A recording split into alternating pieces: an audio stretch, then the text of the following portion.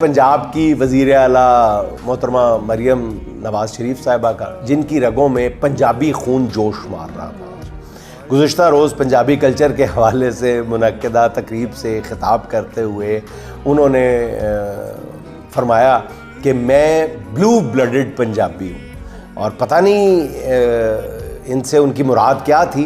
शायद वो ये कहना चाह रही थी कि उनकी रगों में पंजाब का शाही खून है, क्योंकि उनके वालिद, चचा और अब वो ख़ुद भी पंजाब की हुक्मरान है। वैसे मैं हैरान हूँ नाज़रीन कि शरीफ ख़ानदान कितने औसाफ का मालिक है। मरियम नवाज़ साहिबा जब आज़ाद कश्मीर के इलेक्शन के दौरान इंतखाबी जलसे करती थी तो वहाँ बताती थी कि मुझे अपने कश्मीरी होने पर फ़ख्र है, मैं कश्मीर की बेटी हूँ। बहरहाल इस मामले में वो जो बेहतर समझें, जिस वक्त जो समझें वो कह सकती हैं। फिर उन्होंने पंजाबी ज़बान और कल्चर की दिल खोल कर तारीफ़ की। वो काफ़ी देर तक उर्दू ज़बान में पंजाबी ज़बान के कसीदे बयान करती रही। तकरीब में मौजूद आरिफ लोहार को मुखातिब करते हुए मरियम साहिबा ने कहा कि मुझे आपका गाया हुआ गीत एक फुल मोती दा मार के जगह सोनी है बहुत पसंद है।